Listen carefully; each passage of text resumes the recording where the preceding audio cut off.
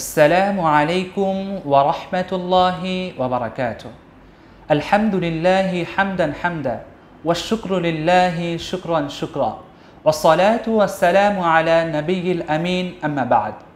মানুষের সুন্দর ব্যবহার অপরের কাছে প্রিয় করে তোলে, তেমনিভাবে রবের সন্তুষ্টির মাধ্যম হয়ে থাকে এবং তার সাথে সাথে মিলে তার জন্য জান্নাত।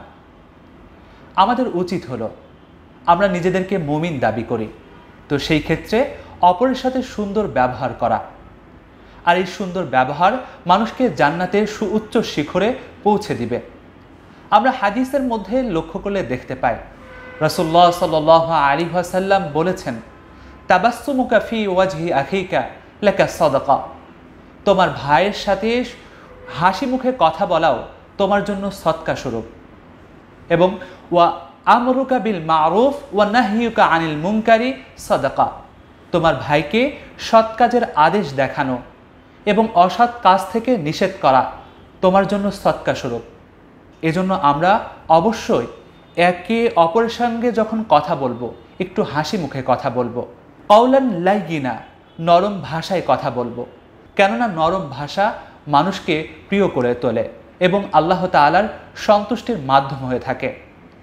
আমরা দেখতে পাই আল্লাহ সুবহানাহু ওয়া তাআলা কুরআনুল কারীমের মধ্যে ইরশাদ করেন, ফাকুলা কাওলান লাইয়িনা। তোমরা উভয়ে কথা বলার সময় নম্র ভাষায় কথা বলবে। এ ব্যাপারে আমরা যদি একটি ঘটনার দিকে দৃষ্টিপাত করি, বিষয়টি স্পষ্ট হয়ে যাবে। সেটি হলো বাদশাহ হারুন আর রশিদ, তিনি তৎকালীন সময়ের একজন বড় বাদশাহ ছিলেন। তার কাছে একজন ব্যক্তি এসে বলল, হে হারুন রশিদ, হে বাদশাহ, আমি আপনাকে এমন একটি কঠোর ভাষায় কথা বলতে চাই, এমন রূঢ় ভাষায় কথা বলতে চাই, সেটি আপনি মেনে নেবেন। তখন বাদশাহ হারুন রশিদ বললেন, হে উত্তম ব্যক্তি, তোমার চেয়েও উত্তম ব্যক্তি আমার চেয়েও অনুত্তম ব্যক্তির সাথে যখন কথা বলে তখনও বলা হয়েছে তোমরা নম্র ভাষায় কথা বলবে। কেননা হযরত মুসা আলাইহিসসালাম এবং হারুন আলাইহিসসালামকে যখন ফিরআউনের কাছে প্রেরণ করা হয় তখন তাদেরকে আল্লাহ তাআলা বলে দিয়েছিলেন তোমরা নম্র ভাষায় তাদের সাথে কথা বলবে। আশা করা যায় তোমাদের কথার মধ্য থেকে সে কিছু শিখতে পাবে, সে ভয় পাবে। এর দ্বারা আমাদের বড় শিক্ষা হলো, আমরা যখন কারোর সঙ্গে কথা বলবো তখন অবশ্যই নম্র ভাষায় কথা বলবো। এতে করে আমার ঈমানের যে দায়িত্ব, আমার আমলের যে দায়িত্ব, সেটা তার মধ্যে প্রকাশ পাবে। দ্বিতীয়টি হলো ইদফা বিল্লাতি হিয়া আহসান। খারাপকে প্রতিহত করতে হবে সুন্দর ব্যবহারের দ্বারা। কেউ যদি আমাকে গালমন্দ করে, আমার সাথে খারাপ ব্যবহার করে, তাহলেও সেই ক্ষেত্রে আমার উচিত হলো সুন্দরভাবে কথা বলা, সুন্দরভাবে তাকে বোঝানো, কেমন যেন পাথর নিক্ষেপ করার বিপরীতে ফুল ছড়ার মতো। কেননা মুমিনের দায়িত্ব হলো, মুমিনের চাহাত হলো সে সুন্দরভাবে ব্যবহার করবে। সেই কথাই আল্লাহ তাআলা কুরআনুল কারীমে বলেছেন, লা ইয়াস্তাউল হাসানাতু ওয়ালা সাইয়্যা। ভালো এবং মন্দ কখনোই সমান সমান হতে পারে না, মিক্সড হতে পারে না। আমি কখনো ভালো ব্যবহার করলাম, খারাপও ব্যবহার করলাম, তাহলে আমি তো মুমিন হতে পারবো না। আর মুমিন হওয়ার জন্য আমাকে আপনাকে অবশ্যই ভালো ব্যবহার করতে হবে, উত্তম আচরণ করতে হবে। আল্লাহ তাআলা পরে আবার উল্লেখ করেছেন, ইদফা বিল্লাতি হিয়া আহসান। তোমাকে কেউ যদি খারাপ কথা বলে তাহলে তুমি সেক্ষেত্রে ভালো ব্যবহার করবে, উৎকৃষ্ট ব্যবহার করবে, তাহলে সে তোমার শত্রু থেকে বন্ধু বনে যাবে। এটি মুমিনের অত্যন্ত গুরুত্বপূর্ণ একটি গুণ। প্রকৃত মুমিন হতে হলে আমাদেরকে অবশ্যই এই গুণ ধারণ করতে হবে, সুন্দর আচরণ করতে হবে।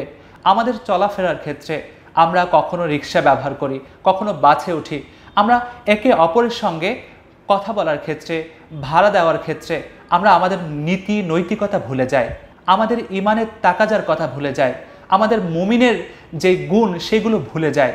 আমরা তার সঙ্গে ৫-১০ টাকার কারণে রূঢ় ব্যবহার করি, খারাপ কথা বলি, গালমন্দ করি। অথচ রাসূলুল্লাহ সাল্লাল্লাহু আলাইহি ওয়াসাল্লাম হাদিসে মুবারাকার মধ্যে ইরশাদ করেছেন, যে ব্যক্তি উত্তম আচরণ করে সে কিয়ামতের ময়দানে আমার নিকটবর্তী থাকবে। যার আচরণ যত সুন্দর হবে কিয়ামতের ময়দানে সে তত আমার কাছে থাকবে। অপর এক হাদিসের মধ্যে আল্লাহর পয়গম্বর আলাইহিস সাল্লাম ইরশাদ করেন, যে ব্যক্তি অপরের সাথে সুন্দর আচরণ করে, ভালো ব্যবহার করে, আল্লাহ তাআলা তাকে জান্নাত দান করবেন। এবং যে ব্যক্তি মানুষের সাথে রূঢ় ব্যবহার করে, অকট্য ভাষায় কথা বলে, আল্লাহ তাআলা তাকে ঘৃণা করেন, তার থেকে জান্নাতকে দূরীভূত করে দিবেন। এক্ষেত্রে আমাদের উচিত হবে আমরা একে অপরের সঙ্গে সুন্দরভাবে কথা বলবো, নরম ভাষায় কথা বলবো, সুন্দর আখলাক দেখাবো। এর ফলে আমার জীবন যেমন সুন্দর হবে, মানুষের কাছে আমার সম্মানও মিলবে, আর প্রকৃত মুমিন হিসাবে আল্লাহ তাআলার খাতায় নামও লেখা হবে। এই ক্ষেত্রে আমরা অবশ্যই সজাগ দৃষ্টি রাখবো। আমাদের কথাবার্তা, আমাদের ব্যবহার অবশ্যই যেন সুন্দর হয়। আল্লাহ তাআলা আমাদের এই আমলগুলোকে কবুল করে নিন এবং সুন্দরভাবে মানুষের সাথে ব্যবহার করার তৌফিক দান করে দিন।